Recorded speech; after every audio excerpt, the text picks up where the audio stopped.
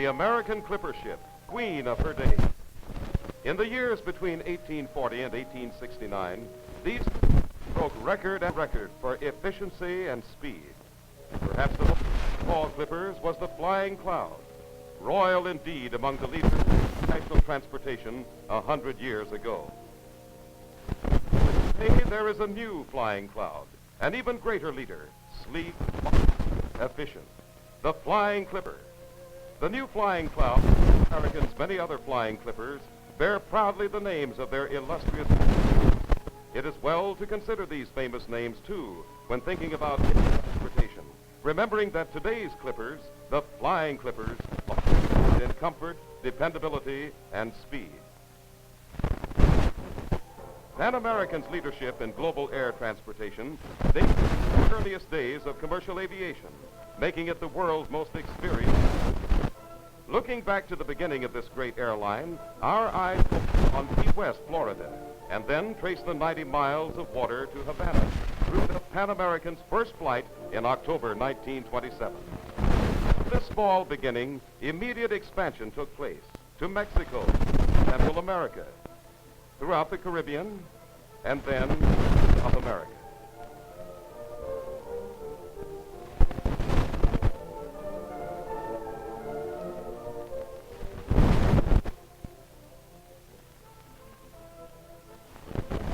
Across the Pacific in 1935, the Atlantic 4 years later.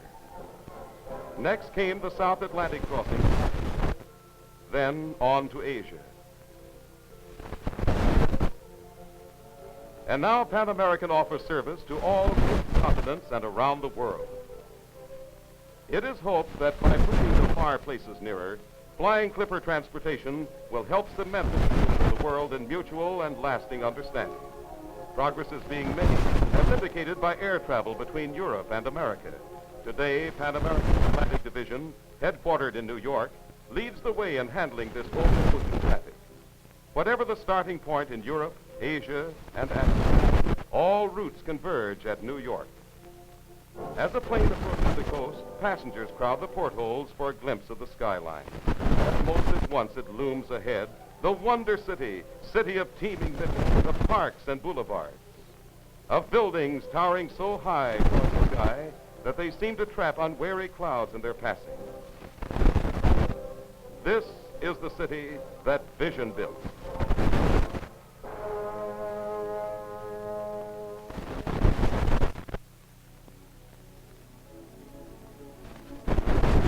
New York Airport, a great terminal from which air transportation can be obtained to any part of the United States, and from which flights depart for Bermuda, the West Indies, South America, Europe, Asia, Australia, and Africa.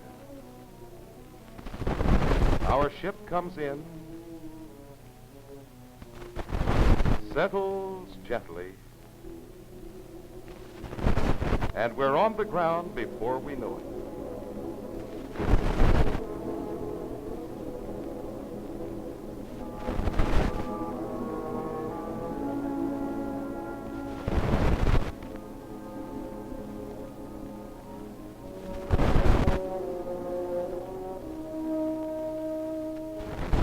Of many lands served by Flying Clipper call attention to the cosmopolitan nature of the passengers. They come from the far places of the earth, on business, in pursuit of pleasure, or perhaps to make a home in the new world. Luggage is unloaded without delay and will be cleared through customs promptly. While this is being done, workmen are also unloading Clipper cargo, air freight that is, which brings world markets to the doorstep of the businessman.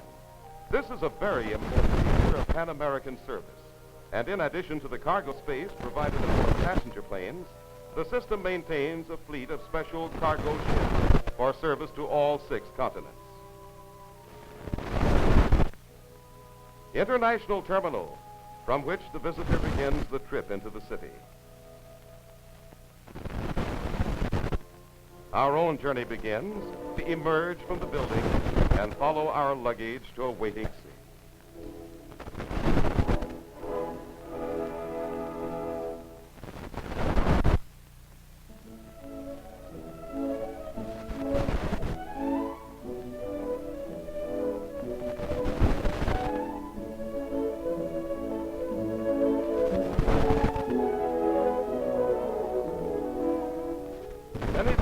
visitors arrive in New York for the first time by clipper. Others are veterans of a dozen trips or more. But all arrive expectantly, knowing that there are always new sights to intrigue the interest. However, it is when we enter the main portion of the bridge that we really begin to get the feel of the city.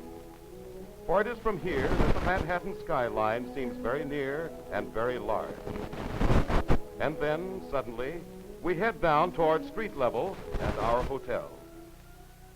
Our way may be along a street whose walls reach up toward a blue and distant sky. Or perhaps by a different route, we travel along the wide expanse of Park Avenue. Choosing from the many excellent hotels New York offers, our selection might be these 47 stories of comfort and convenience.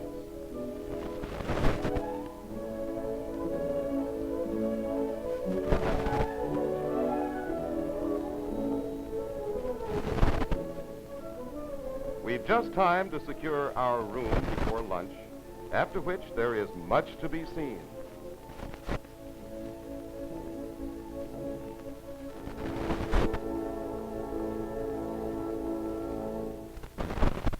In sightseeing, the favorite of many New York visitors is a trip by air. Sightseeing planes operate from a number of nearby airports, and such a trip offers an unforgettable view of the massive gray buildings of Midtown Manhattan.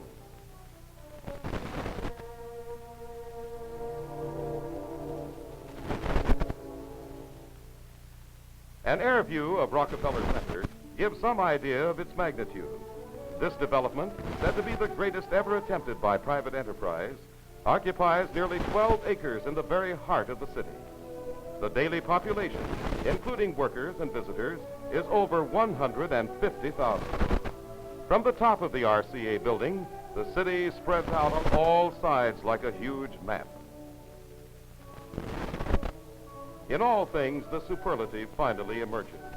And so we find the Empire State Building, tallest in all the world. Its 1,250 feet not only reached new heights in construction, but set an unheard of record in the speed with which they rose. At top speed, 14 and a half stories were added in the incredible time of just 10 working days. The building is 102 stories, the last 16 of which are the glass and steel observation towers. The Chrysler Building, one of the world's greatest. It is here that Pan American's general headquarters are housed. Skyscrapers abound in New York, almost as numerously as trees in a forest. On every side they rise, towering high above the streets, great monuments to the needs of modern commerce and to the ingenuity of modern builders.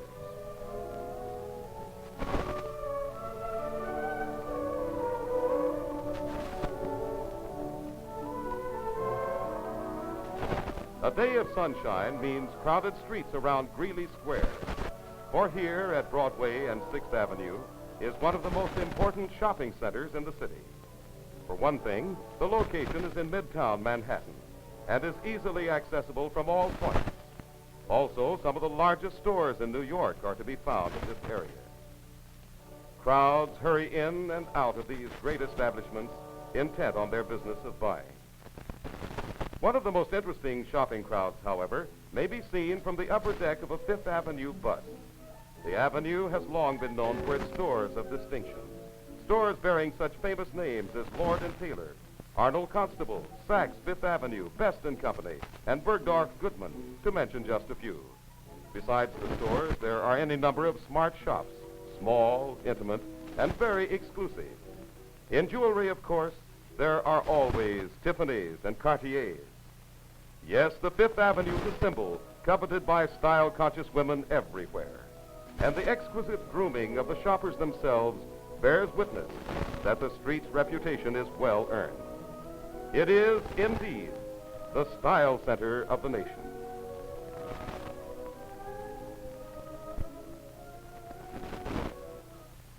Even so, however, styles are not confined entirely to Fifth Avenue. There are styles in transportation, too. And over the years, they experience change, just as do other fashions. Take the elevated. Formerly, New York had more elevated lines than any other city in the world. But today, the 3rd Avenue L is the sole survivor in Manhattan. The others have given way to modern underground or subway transportation that sends the passenger speeding on his way. Nonetheless, many visitors find the L an interesting highlight in their New York stay. The trains still roll in and out of the stations with speed and certainty, doing a difficult job well.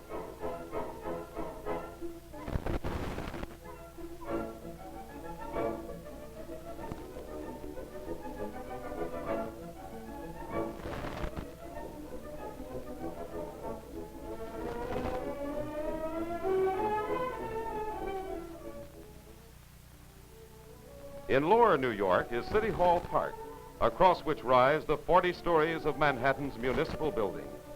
In the vicinity of City Hall are also concentrated the state and federal buildings, which make this area the center of governmental activities in New York.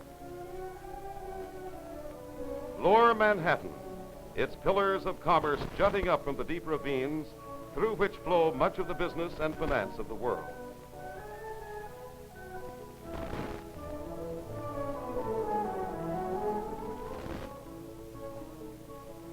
The Sub-Treasury Building stands on the site of the former Federal Hall, where George Washington took oath as first President of the United States.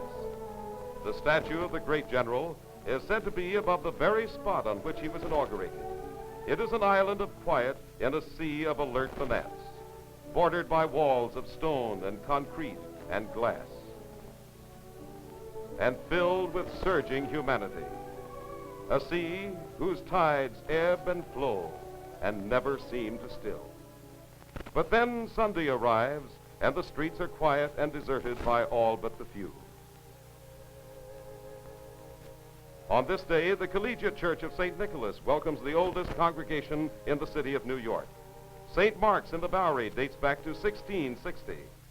There are more than 2,000 churches in the city, representing all major creeds and denominations.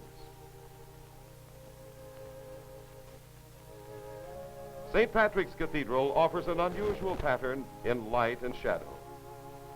On Fifth Avenue is Temple Emmanuel. The Riverside Church overlooking the calm waters of the Hudson. A high point of interest to the tourist is the Statue of Liberty, which stands at the entrance to New York Harbor. Well over 250,000 people visit the statue every year. The figure is of metal, while stone forms the base. It was a gift of the French people and was dedicated in 1886. Steps inside the hollow monument lead to the crown, from which there is a magnificent view. In the very shadow of the skyscrapers are the quiet acres of Central Park. Located in the center of Manhattan, it is only one of the many fine parks in New York. Outdoor restaurants provide food in a suavely rustic setting, while nearby children find something even more interesting than food in the antics of Mike the chimpanzee. He's an especial friend of the little people and a willing actor. Other favorites among the animal performers are the sea lions. They always get a crowd at feeding time, and they never disappoint their audience. There must be an easier way to get food, but probably not for a sea lion. In any event, it amuses the children, and the sea lions themselves don't seem to mind.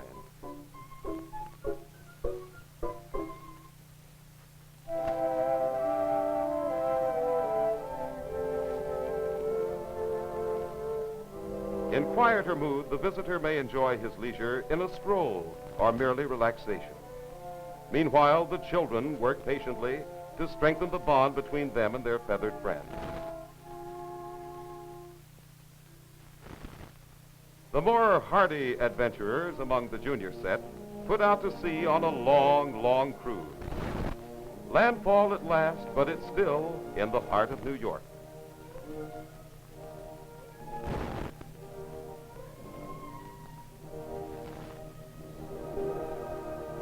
Of all the spans that bind greater New York into a metropolis, the best known by far is Brooklyn Bridge. For over half a century, it has done its job of carrying traffic between New York's largest boroughs.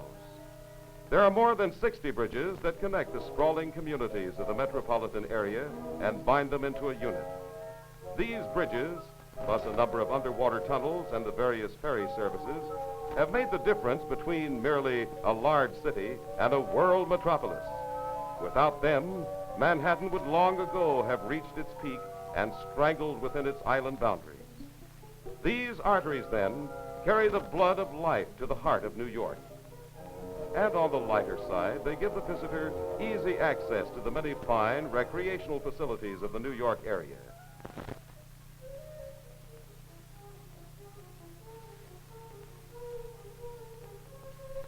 Highways leading from the bridges often make use of the cloverleaf pattern. This marvel of the engineer's art is especially effective in separating traffic and routing it to its many destinations. Smooth concrete roads bordered by carefully tended parkways make driving a real pleasure. The way leads past impressive buildings and along roadways lined with attractive homes. These homes are largely those of New Yorkers who prefer the more casual freedom of the open countryside. This is expressed in the well-groomed lawns with their profusion of flowers.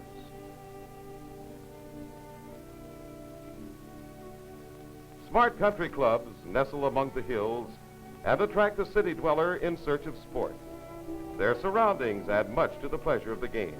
Among the better-known, Westchester Country Club is rightly celebrated as having one of the fine golf courses of America. In season, its greens and fairways always have their quota of gentlemen and their ladies who staunchly follow the trail of the elusive golf ball. The nautically inclined visitor will welcome the many opportunities for boating when wind and weather are on the side of the sailor. Or for those who prefer, New York offers any number of indoor sports, including boxing, wrestling, basketball, and some extremely fast ice hockey. But in the heart of the sailing man, nothing can take the place of these small craft as they come about smartly.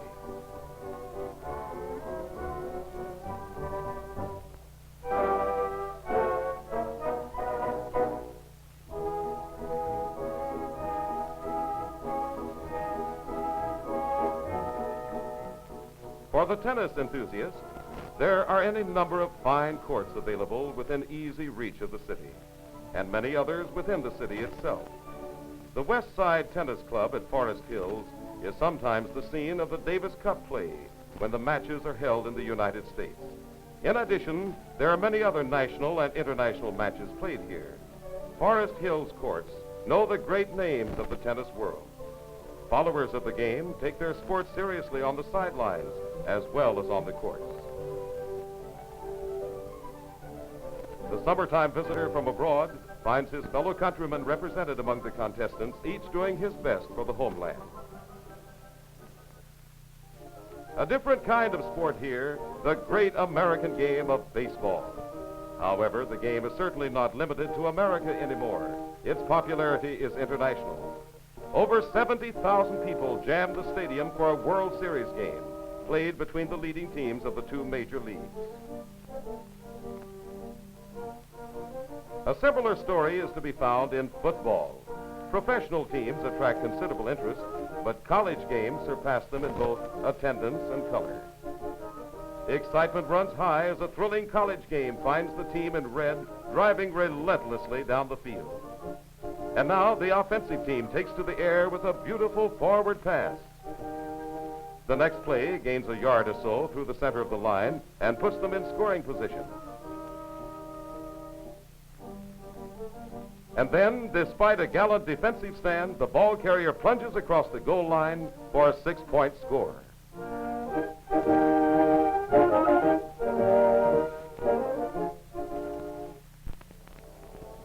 From the air, the wide acres of Belmont Park provide a worthy setting for one of the really fine racetracks of America. No thought has been spared in the park's arrangement or in the beauty of its surroundings. These, in turn, serve to set off perfectly the attractiveness of some of the feminine patrons. Attractive, too, is this stairway to the clubhouse. Its design is considered quite unusual. The colorful parade to the post, which has included many of the world's finest horses, was a Belmont first. They're off.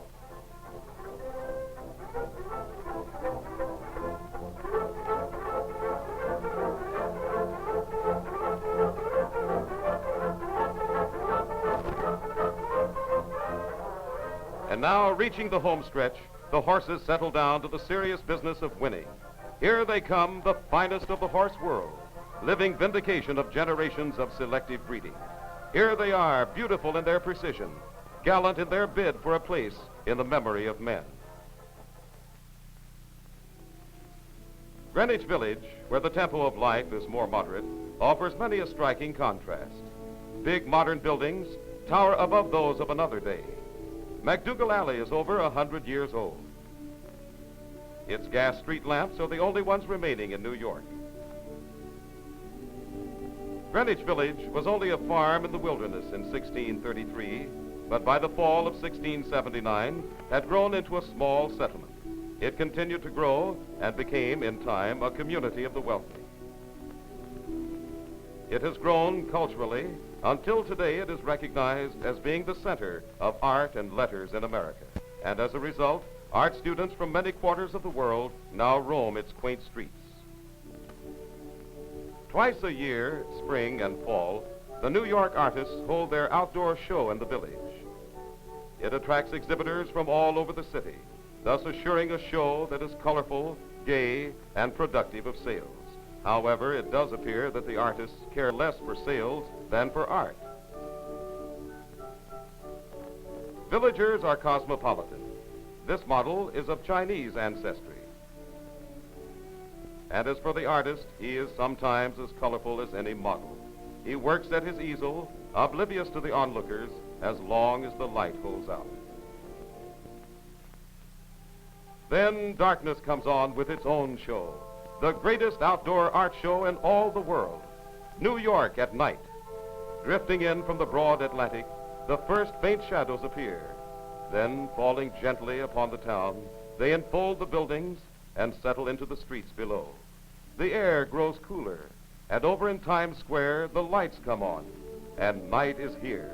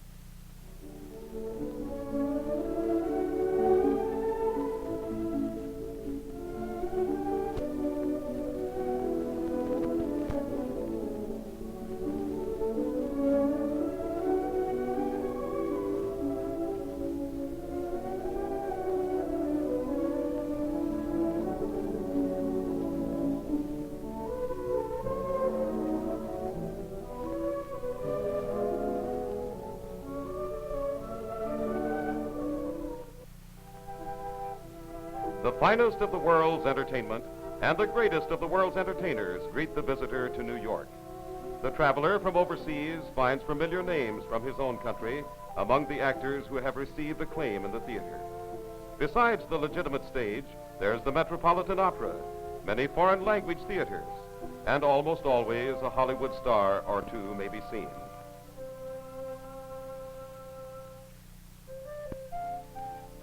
Eating places galore offer American food coupled with famous American names. And there's also the food of nearly any other land one can wish. The city is dotted with colonies of all nationalities, and these have established their own restaurants, specializing in the food for which their countries are famous. These things are New York. And here, where 1 million lights are only a handful, Times Square, crossroads of the world, twinkles a friendly invitation. Yes, an invitation and a welcome await those who come on wings to New York. And Pan American invites you to make your trip by Clipper, now in service from all 6 continents. Many new type Constellations fly the Clipper routes, their greater speed allowing more time in Manhattan. From a number of points, it is merely an overnight trip, since a journey of 3,000 miles or more is only a matter of hours. They are pleasant hours, pleasant because Pan American flies above the weather, where the going is always smooth, and even the veteran traveler finds a new sense of well-being. Actually, Clipper passengers look down on the weather from high above the clouds as they fly in round-the-clock comfort. Their comfort is assured by attentive service on the part of highly qualified personnel, and their hours aloft are made more enjoyable by the excellent meals served.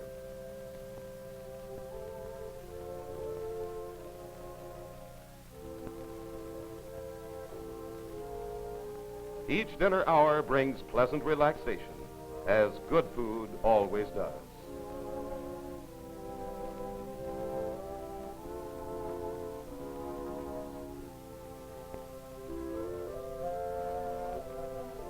An added feature are the sleeper planes, which serve on many flights and whose equipment is the last word in comfort and convenience. Thoughtful consideration has been given to every need. Feminine passengers especially will approve the superb appointments of these big modern ships. Designers have made clever use of every inch of space. Berths, for instance, are roomy, and the cool white sheets invite the traveler to retire early and sleep soundly.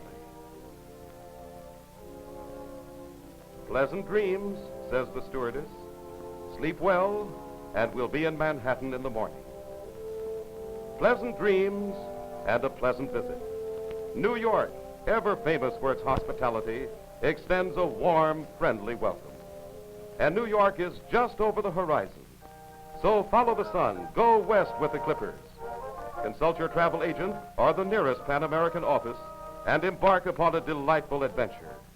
Travel on wings to New York via the world's most experienced airline.